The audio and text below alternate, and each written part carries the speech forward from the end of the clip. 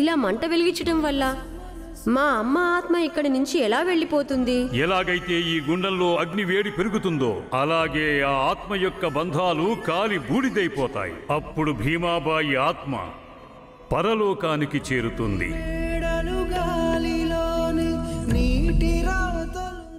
ఎక్కడున్నావమ్మా నువ్వు? నేను నీతో వెంటనే మాట్లాడాలమ్మా. భీమ్, ఇవాళ మీ అమ్మ రాదు. ఎందుకని నాన్న?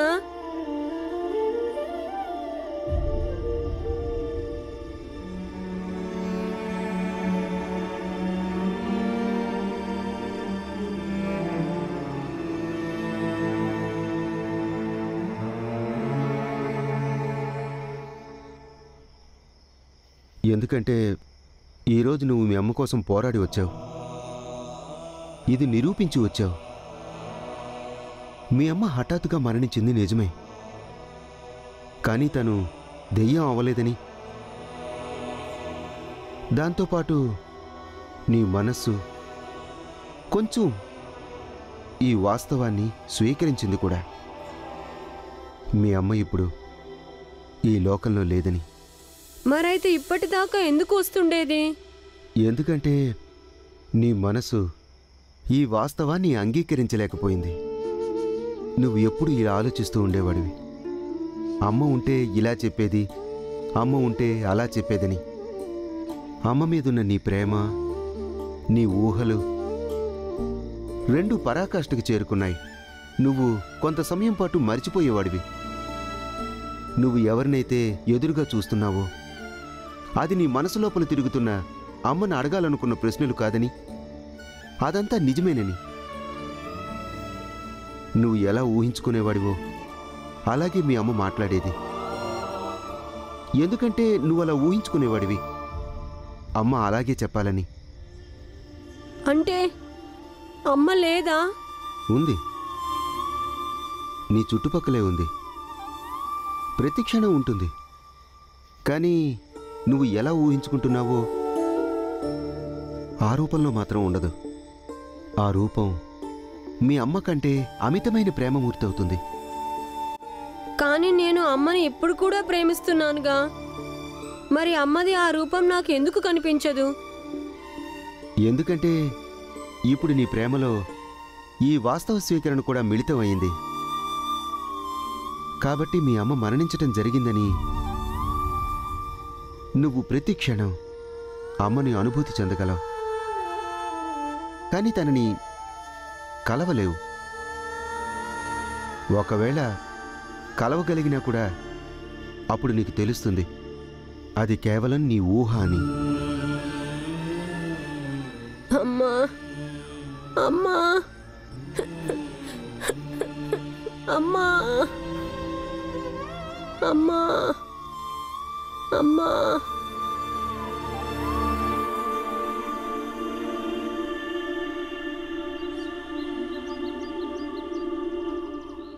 నమస్తే సేట్ గారు.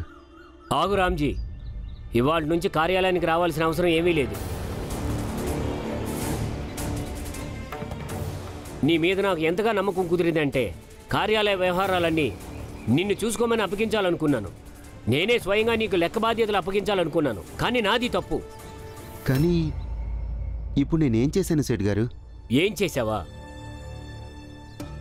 చూడు, నేను దేన్నైనా భరించగలుగుతాను, కానీ ధర్మం ఇంకా నమ్మకాల వ్యవహారంలో మనం కలిసి లేము కాబట్టి కలిసి పనిచేయాల్సిన అవసరం కూడా ఏమీ లేదు. కానీ ధర్మం అనేది వ్యక్తిగత విషయం అవుతుంది. కాబట్టి మన నమ్మకాలు, మన విశ్వాసాలు వేరువేరుగా ఉండొచ్చు. ఇప్పుడు దీంతో వ్యతిరేకించినట్టు అవుతుంది. ఇది నువ్వు చెప్తున్నావా రామ్జీ? నువ్వు వినలేదా నిన్న స్వామీజీ ఏం చెప్పారో? ఒకవేళ ఈ అసంపూర్ణ పూజ వల్ల దేవుడికి ఆగ్రహం కలిగితే అప్పుడు ఇక్కడ హాజరైన ప్రతి ఒక్కరి జీవితాల్లో ఏదో ఒక కీడు జరిగి తీరుతుంది. ఎందుకంటే భగవంతుడి సన్నిధిలో ప్రేమ, శిక్ష అనేవి సమానంగా ఉంటాయి. నిన్న నేను పూజ నుంచి తిరిగి వెళ్ళేటప్పటికి నా భార్యకి అనారోగ్యం చేసింది. ఇది భగవంతుని సంకేతమే. ఇప్పుడు నేను నీకు అండగా ఉన్నాననుకో, అప్పుడు నాకు ఏదో ఒక చెడు జరుగుతుంది. అందుకని నేను ఏ తప్పు చేయదలుచుకోలేదు. నన్ను క్షమించు. నీకిక్కడ పని ఇవ్వలేను రామ్జీ, నువ్వు వెళ్ళిపో. క్షమించండి సేటు గారు, మీ భార్య ఆరోగ్యం పాడవడానికి ఇంకా నేను పూజ చేయకపోవటానికి ఈ రెండింటికి ఎలాంటి సంబంధం లేదు. మీరు అనవసరంగా రెండు వేరువేరు విషయాలు కలుపుతున్నారు. ఎందుకంటే నేను మూర్ఖుణ్ణి, అజ్ఞానిని. నువ్వైతే చాలా తెలివైన వాడివి, చాలా జ్ఞానివి. కానీ నీ జ్ఞానం ఇక్కడ ఏమాత్రం పనిచేయదు. ఇక నువ్వు వెళ్ళొచ్చు. సేట్ గారు, ఇప్పుడు నేను నా కుటుంబంలో అందరం చాలా కష్టాల్లో ఉన్నాం. పనిలోంచి తీసేశారంటే చాలా ఇబ్బంది అవుతుంది. నీ ఉద్దేశం ఏంటి? నీ కారణంగా మేమందరం నష్టపోవాలా, చావాలా? రామ్జీ, నువ్వు మర్యాదపూర్వకంగా ఇక్కడి నుంచి వెళ్తావా? సరే, కానీ వెళ్ళేటప్పుడు ఒక మాట చెప్పాలనుకుంటున్నాను. ఇప్పుడు ఈ పరిణామానికి కారణం ఏదైనా కావచ్చు, కానీ ఒకవేళ ఆ కారణం పుట్టించిందైతే అది చాలా దుర్మార్గం అవుతుంది. నీకు, నీ జ్ఞానానికి ఒక నమస్కారం. ఇక నువ్వు దయచేయి. సేట్,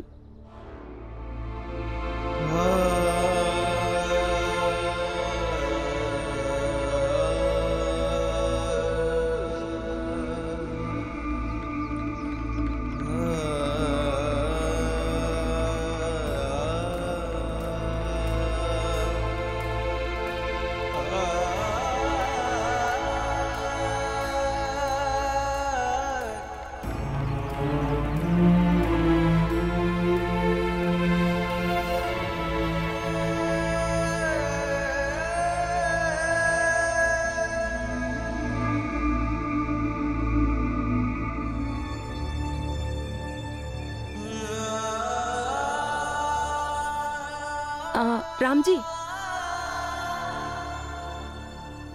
ఏంటి వెళ్ళిపోతున్నారు? అంతా బాగానే ఉందా? అంతా బానే ఉంది. మరి పనికి ఇంకా సమయానికి విలువిచ్చే మనిషి తన పనిని వదిలేసి ఎందుకు తిరిగి వెళ్ళిపోతున్నాడు? ఇప్పుడు నేను ఇక్కడ పని చేయకూడదంట. అసలు ఎవరన్నారు? ఇప్పుడేగా నేను ఇక్కడ ఊడ్చి శుభ్రం చేశాను. కాసేపు అలా బయటికి వెళ్ళొచ్చేసరికి ఇంత తతంగం జరిగిందా? ఇదేగా మన దౌర్భాగ్యం. ధర్మం ఇంకా పూజల విషయంలో మనిషి వివేక విహీనులైపోయి భయం గుప్పెట్లో కీలుబొమ్మలుగా మారి నిర్ణయాలు తీసుకుంటూ ఉంటారు. రామ్జీ, మీరు కాసేపు ఇక్కడే ఉండండి. నేను వెళ్ళి సేట్ గారితో మాట్లాడి వస్తాను. రామ్జీ, నన్నొక ప్రయత్నం చేయనివ్వండి. కానీ మీరు చెప్పాలి అసలు లోపల ఏం జరిగిందో.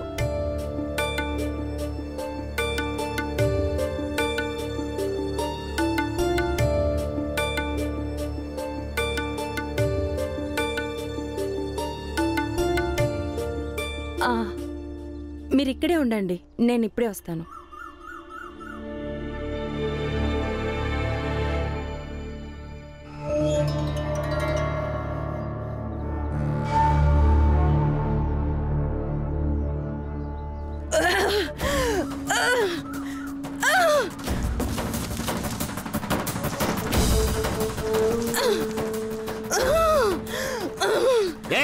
ఏం చేస్తున్నావు నువ్వు? అయ్యో, ఇవన్నీ ఎందుకు పడేస్తున్నావు నువ్వు? రాజు, పని తొందరగా రా. ఏంటి సెట్ గారు?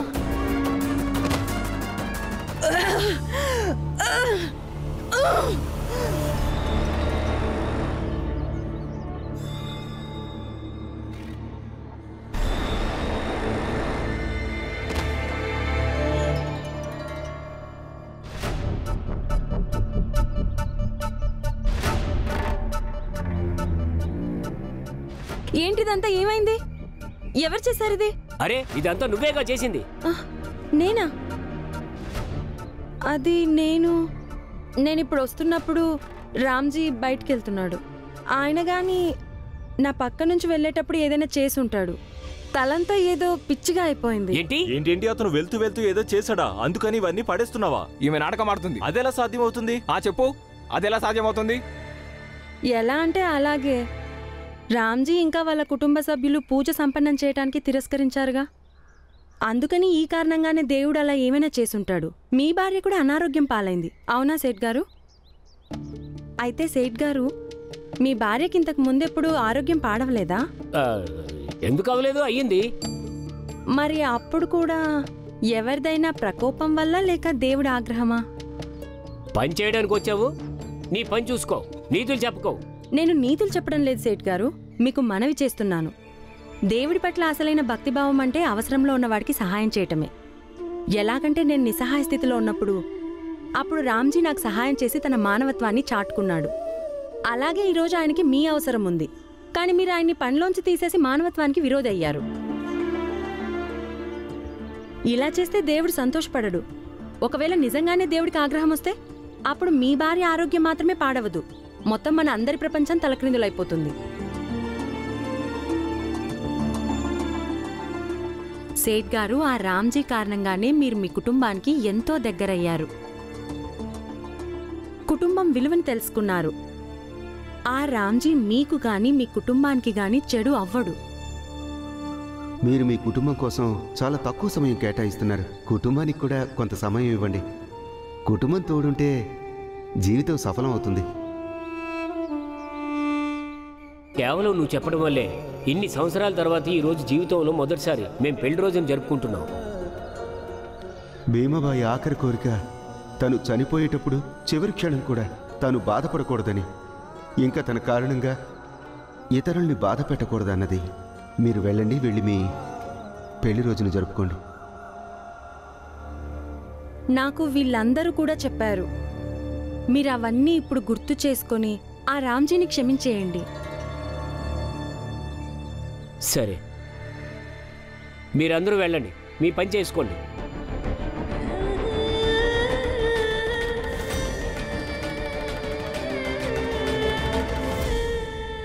రామ్జీ, ఇట్రా.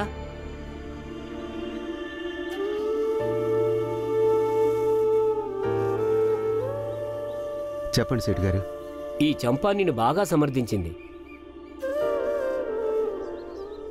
అంతా విన్న తర్వాత నాకు కూడా విషయం బోధపడింది.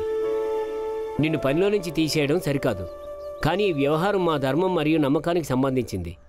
అందుకే కాస్త తొందరపడ్డాను. కానీ ఇక నుంచి నువ్వు కూడా గుర్తుపెట్టుకో, నీ నమ్మకాలు ఇంకా మా నమ్మకాలు రెండింటి మధ్య విభేదాలు రాకూడదు. అలాగే సేట్ గారు. నిజం చెప్పాలంటే అందరికీ ఎవరి నమ్మకాలు వాళ్ళకుంటాయి. వెళ్ళి పని చేసుకో. నువ్వు కూడా లోపలంతా చిందరవందర చేసావుగా, వాటిని సరిగ్గా పెట్టు. సరే.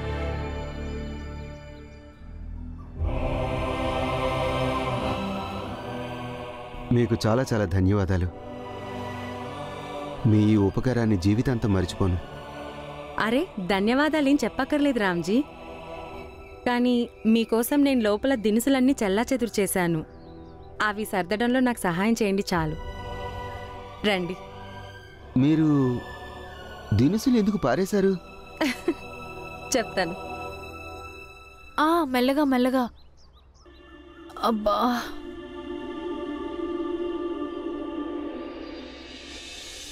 అమ్మ మీద నీ ప్రేమ ఇంకా నీ ఊహలు రెండూ కూడా పరాకాష్ఠకు చేరుకున్నాయి. నువ్వు ఎలా ఊహించుకునేవాడివో మీ అమ్మ అలాగే మాట్లాడేది. ఎందుకంటే నువ్వు భ్రమకి లోనయ్యేవాడివి. అక్క, ఇదిగో భోజనం పిల్లల కోసం.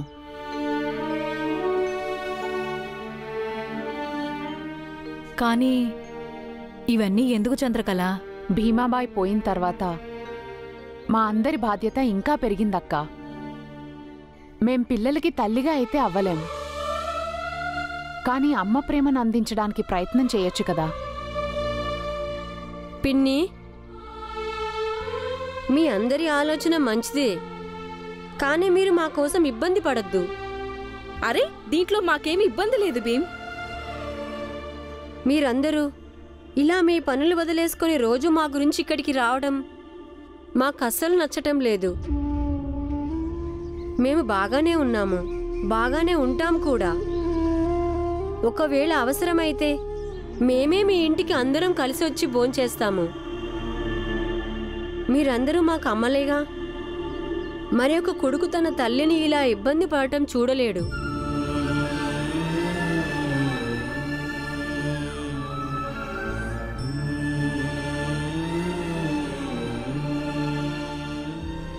చూడండి, భీమ్ అన్న మాటల్ని మీరెవరూ తప్పుగా అర్థం చేసుకోవద్దు. భీమ్ వాళ్ళమ్మ లేకుండా బతకడం నేర్చుకుంటున్నాడు. అందుకే ఎవరైనా ఇలా సహాయం చేయడానికి వచ్చినప్పుడు వాడికి వాళ్ళమ్మ లేదన్న విషయం పదే పదే ఇప్పుడు గుర్తుకొస్తుంది.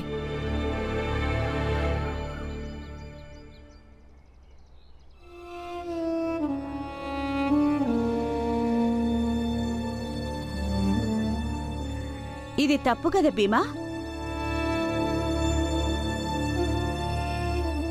అమ్మా,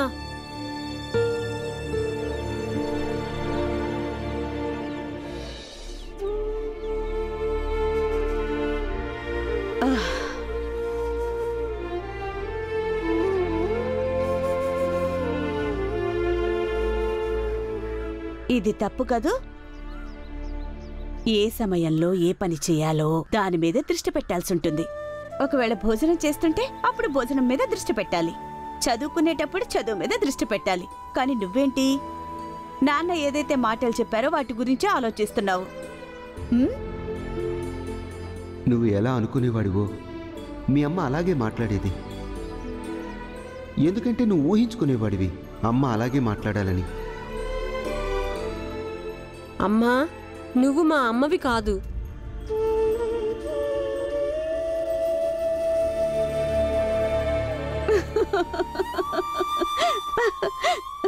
ఇదేంటి కొత్తగా? అమ్మని కాదా? మరెవరిని నేను? నువ్వు నా కల్పనవి.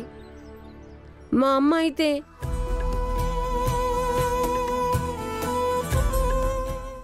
చనిపోయింది, నన్ను ఒంటరిగా వదిలి వెళ్ళిపోయింది.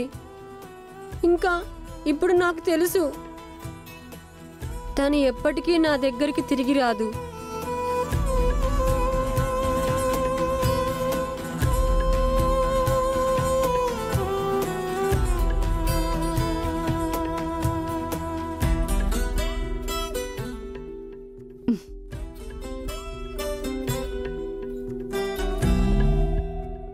ఏం తేడా ఉంటుంది? నేను వాస్తవమైనా లేక కల్పనైనా ఏం తేడా ఉంటుంది? నువ్వు అనుకుంటున్నట్టు నేను నీ కల్పననైనా లేక నా మమతానురాగాలకి ప్రతిబింబమైనా ఏం తేడా ఉంటుంది?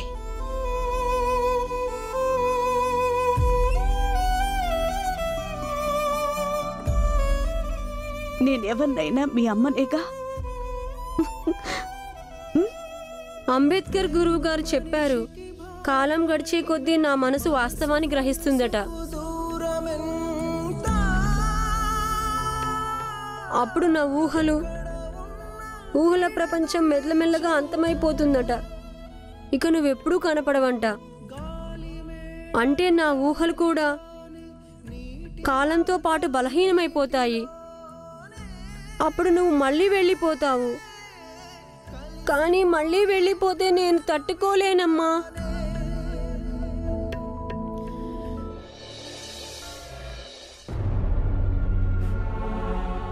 ఎవరు చెప్పారు మన ఊహా ప్రపంచంలో అంతమైపోతుందని? మనం అలా జరగనివ్వంగా.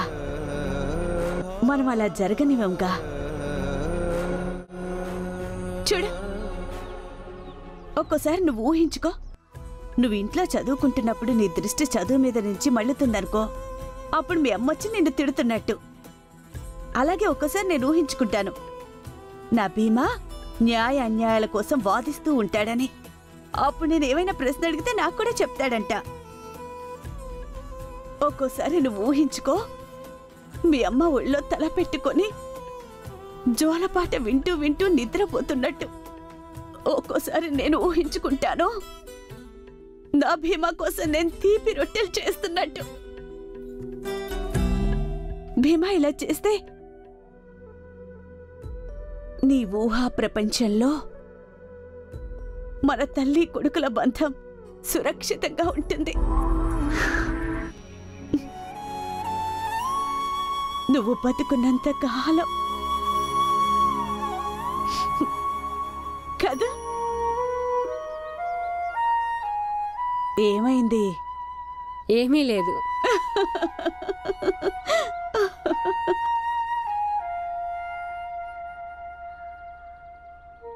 భీమ్, భీమ్, ఇంటికి పద. అత్త భోజనానికి పిలుస్తుంది.